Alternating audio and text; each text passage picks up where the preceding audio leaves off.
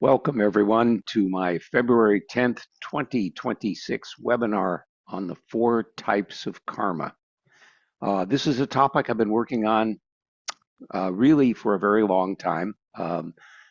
People generally don't subdivide types of karma. I haven't really seen much discussion of it, but it's my pleasure this evening to lay out what I see as 4 kinds of karma with the goal of understanding what's happening to us, in our lives, particularly when you might say adverse or unwelcome things are happening, and have some understanding of that so that we can deal with it effectively.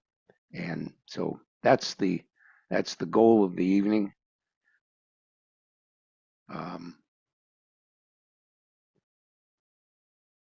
Sorry, just closing a window here.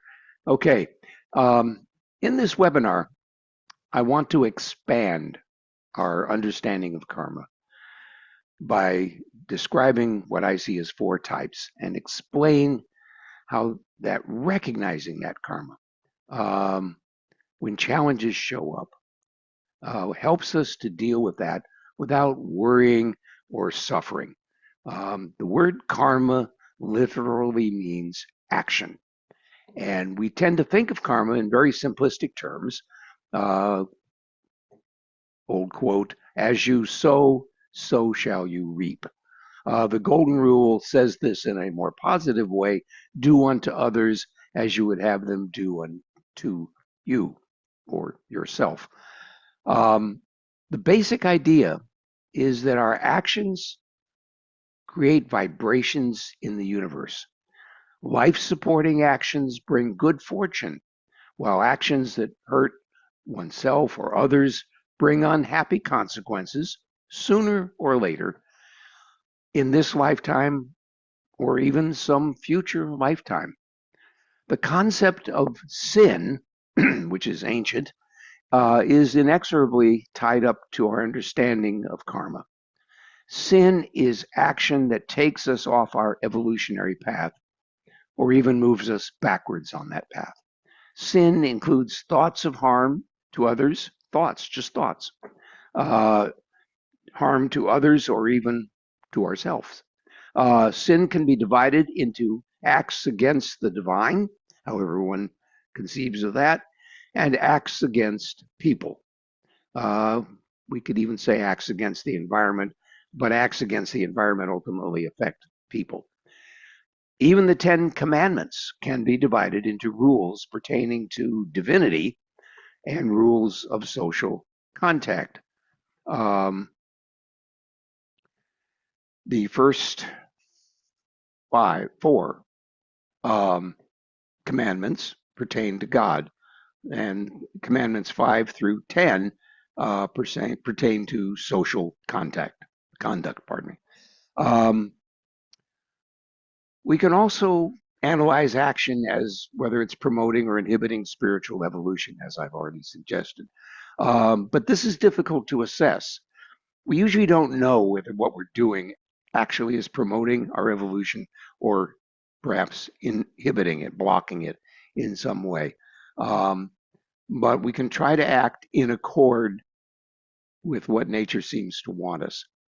But let's turn to the first of our kinds of karma, which I've already been alluding to, and that's consequences of action. We should start our discussion with a very old book, the biblical book of Job, where we find lessons on harmful versus life-supporting karma. And the story of Job is a remarkable one. I had given very serious thought to reviewing it in detail, but as I read it, I found it extremely complicated, almost to the point of being tedious, and decided that I would just summarize briefly. But you may know that the story of Job is that Satan and God basically make a wager. And the wager is that there is at least one person on earth, God chooses Job, who will always maintain his loyalty, his faith, his belief, and accept whatever happens to him because he believes in the righteousness of God. Um, and uh, three neighbors of Job come to him after Satan, pardon me. God has given Satan permission to take all of Job's possessions, family, and that sort of thing, and ultimately also to make Job ill and gives him boils, which really look like pox in the illustration that I saw. But it gives him boils, and so his suffering is immense. And Job says, were I to die, that would be okay, but I accept, God's judgment.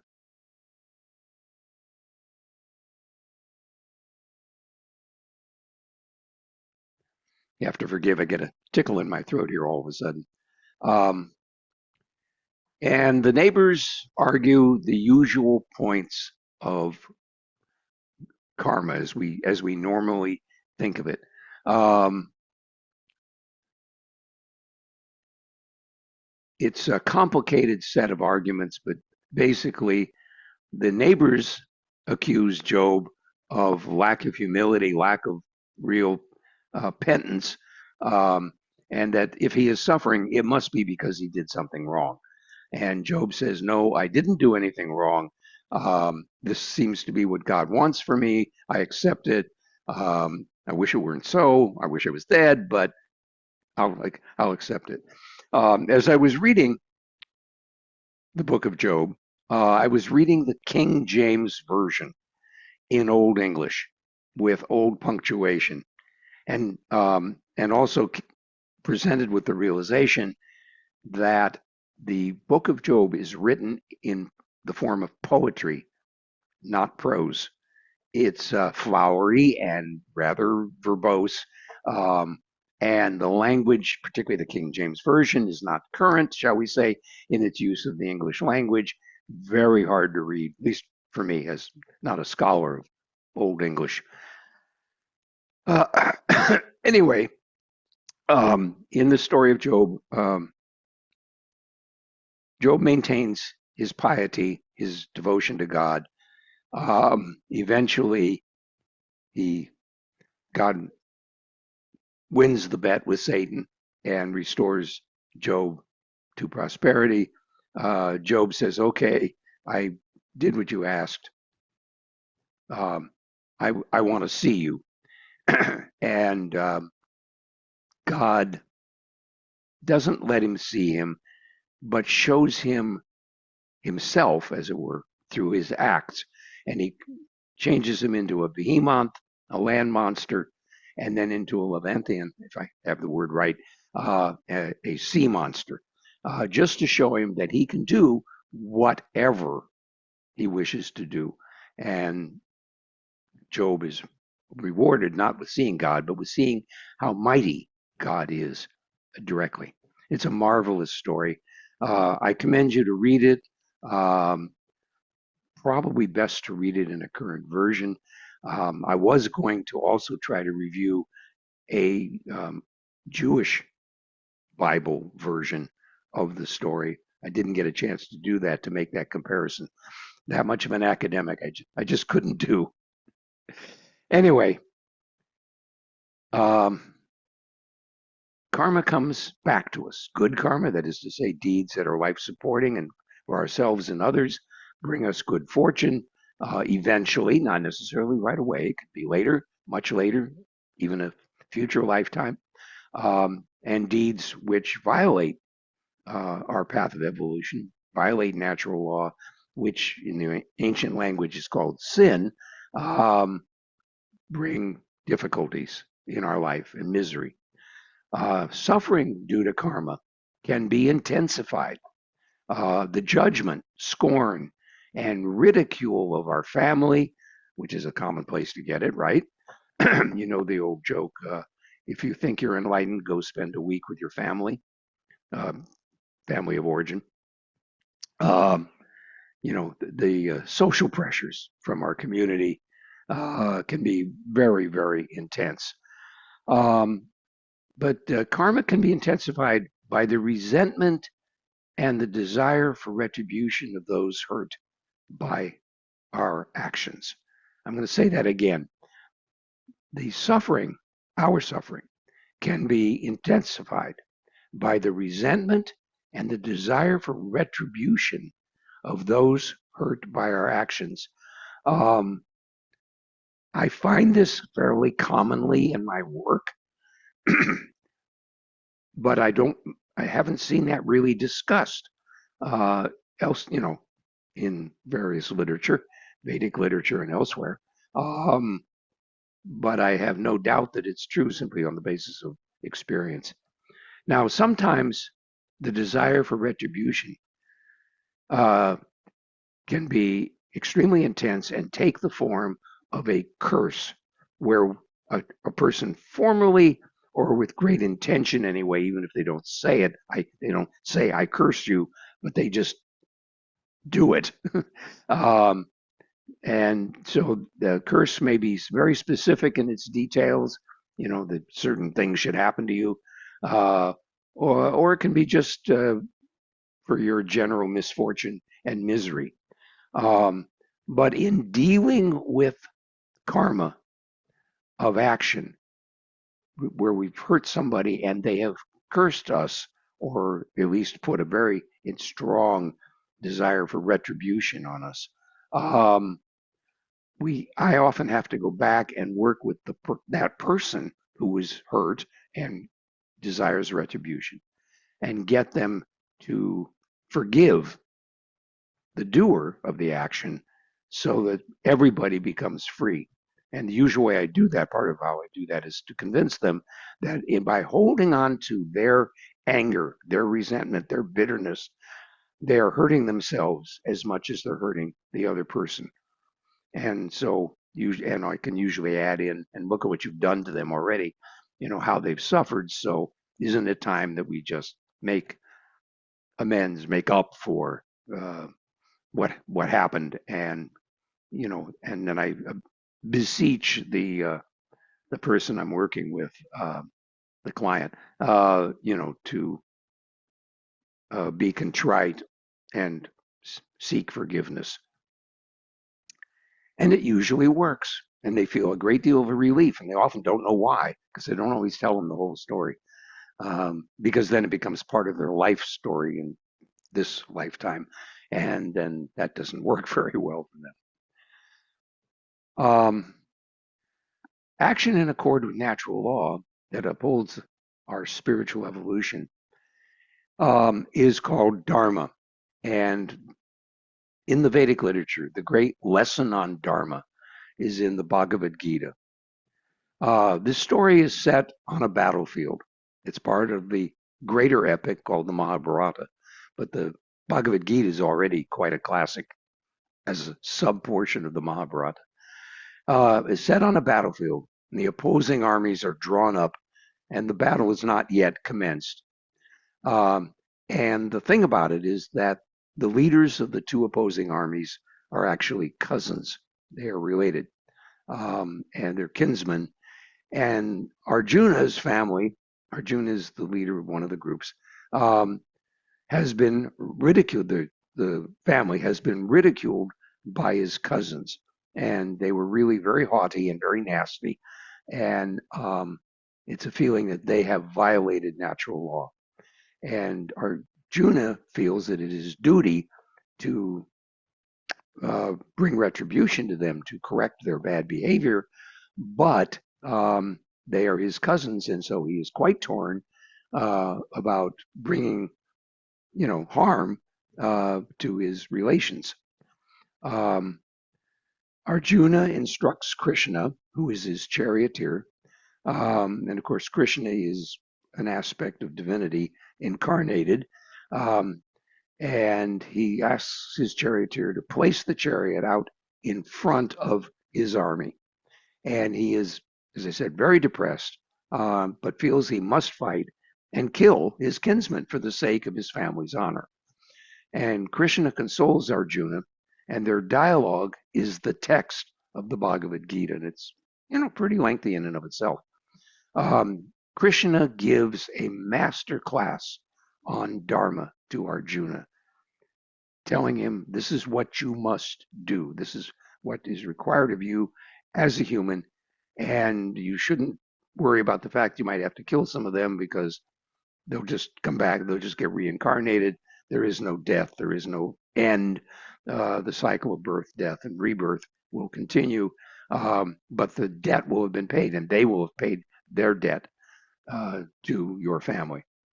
And so Krishna instructs Arjuna to follow his dialogue and uphold his evolution, develop his consciousness, and basically enlightens Arjuna in the roughly 2 hours of discourse that the two of them have. So that is one of the marvelous descriptions of the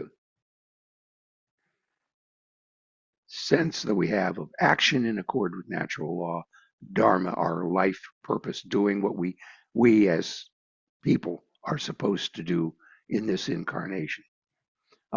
So anyway, that summarizes the first of types of karma, which is consequences of action, karma itself. The second group of actions, second type of karma, is lessons to be learned. Each lifetime, each incarnation provides opportunities to learn some lessons. Spiritual evolution can be seen as mastering these lessons over as many lifetimes as it takes to learn them all. The life lessons to be learned, and I'm presenting this in random order, and I have to say, I've put this together myself. I actually never found a list of the life lessons, but this is what I think we come into human form to accomplish, and we don't have to learn them all in one lifetime, usually just a few. But I'm going to just read the list to you. I'll try not to read too fast so you get a moment to kind of ponder what these things are. But the first lesson that came to mind to me was loyalty, commitment, being dedicated to someone or to our occupation, to our life, to our family, but being loyal to them. The second one, service, dedication, steadfastness, which means working diligently. Justice, fairness, mercy, compassion, gratitude, non-judgment, unconditional love, and that means to both oneself and others. Responsibility, forbearance, temperance, acceptance. That's a tough one. Learning to let people be themselves, to have forbearance, to tolerate them, to accept them as they are. People often have trouble with people who are mentally challenged, intellectually challenged, who have physical handicaps, people who have social handicaps, people, and then racial intolerance and all those kinds of things. So these can be big lessons for people. Forgiveness, humility, empathy, intimacy, rapport, connection, feeling, grooving on one another, the capacity to do that. Friendship, companionship, joyfulness, playfulness. I put those together. I separated them. Joyfulness, playfulness, honesty, truthfulness, candor, trust, confidence, faith in ourselves and others, having trust in oneself also, and confidence like that. Leadership, wisdom, honor, dignity, humility. That's a tough one too. Courage, steadfastness. That's being able to, steadfastness in this case means facing things without shrinking from them, having courage, and demonstrating that we have that capacity. Idealism. That's one I added kind of late as I was developing the list. Idealism. Um, it means having values, having ideals, standards to live up to. And then dharma, life purpose, destiny. We understand that I think already from the previous discussion. And then finally, presence, witnessing enlightenment, being able to be here now, as they say now, to be here now, to be present and aware of what's going on as a witness to that experience. So those are the lessons to be learned. If you think of any others, glad to hear from you. I can add them to the list, but those are a lot of lessons. And I suspect it takes many lifetimes to learn them all. And of course, sometimes we don't fulfill the learning experience in a given lifetime and have to return to that lesson sometime in the future, in some future incarnation. Okay, let's move on to tests of faith.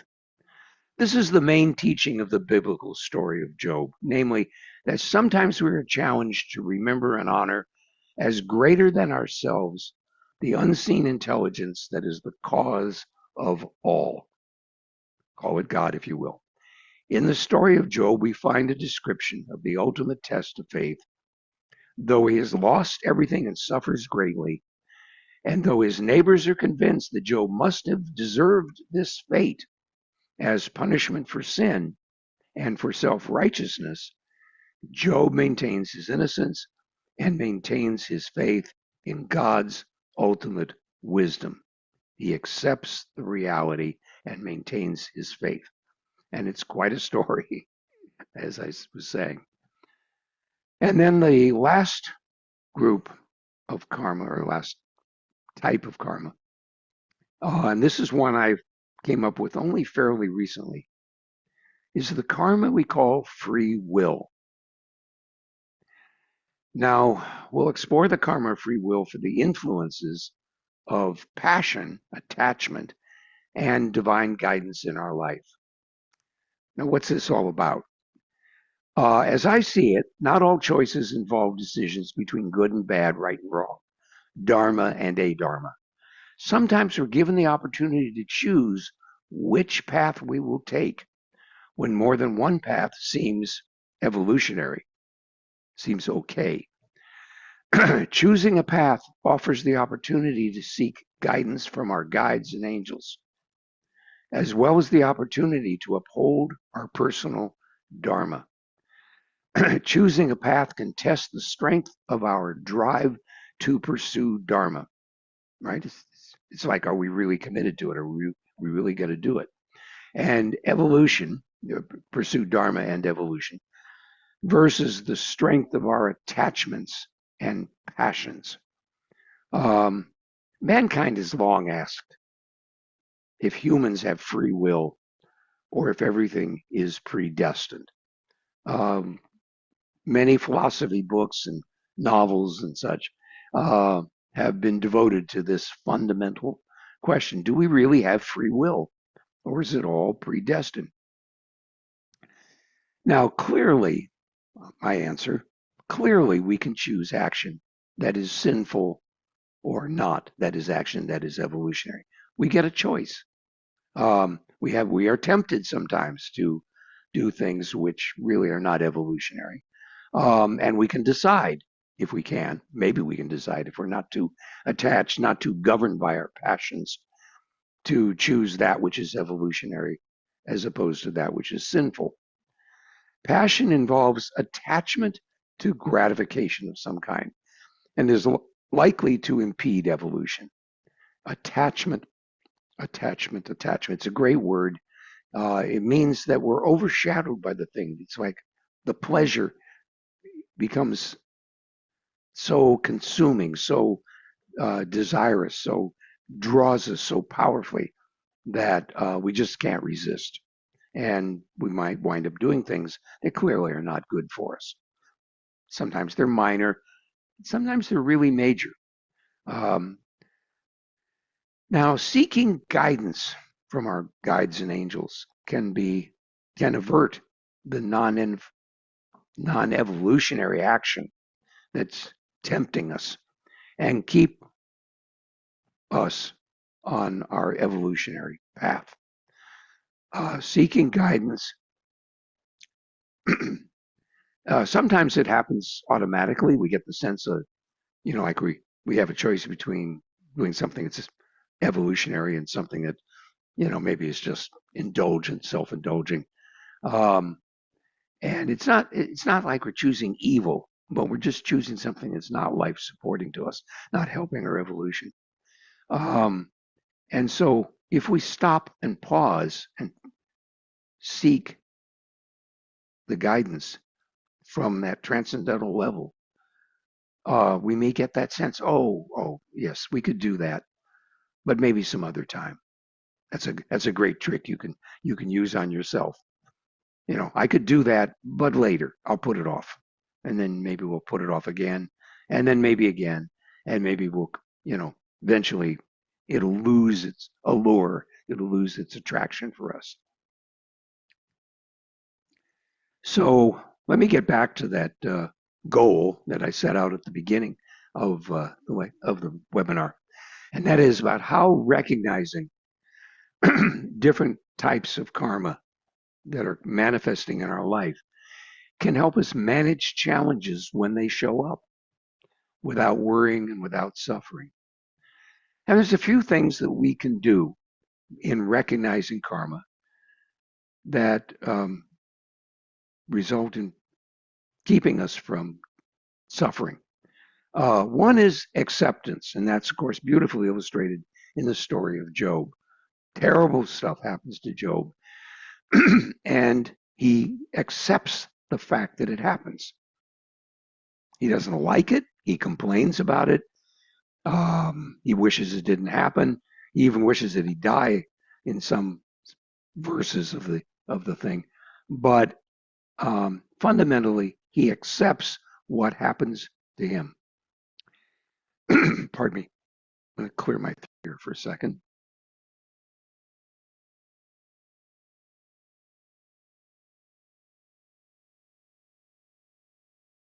The next thing you can do is contrition.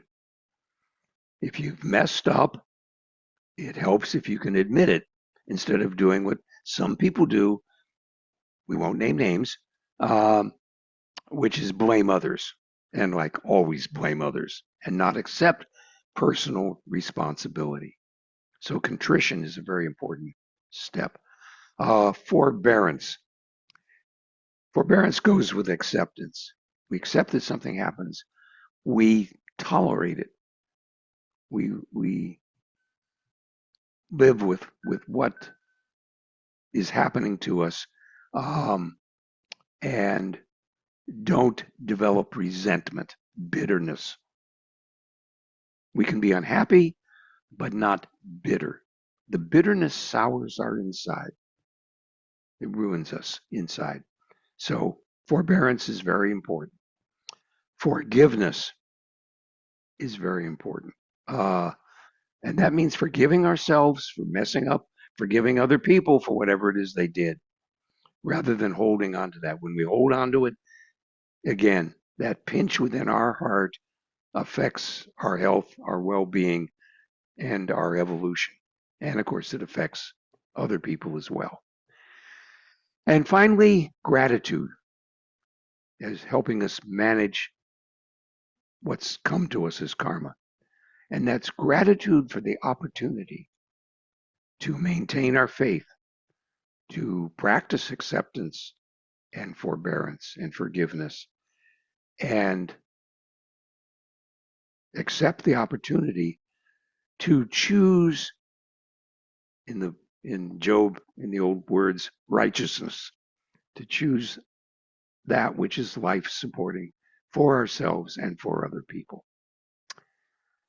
So that's basically the four types of karma. They are the karma of consequences of action, good consequences, and things we don't like. Lessons to be learned, tests of faith, and free will. So those are the four types of karma. Um, and I should pause here, see if anybody has any questions. If you please put those in the chat, I will be happy to address those. And just to mention, uh, being as how this month has exactly 4 weeks, 28 days, the webinar next month will be on the same date, March 10th. Uh, and I'm going to do one on powerful personal protectors. And it's those parts of us that try to keep us from suffering where we are vulnerable. And these protectors, when I say powerful personal protectors, the implication of that name is that those protectors also limit what we are willing to try in this lifetime. They hold us back, but they keep us safe. So we will discuss powerful personal protectors on March 10th. So anyway, speak now through the chat, or at least for the time being, hold your peace. You can put something in the chat later, or you can email me. But I can't tell if people are typing. I'm going to assume they're not. So I'm going to end the recording here, and then we will do our group clearing session.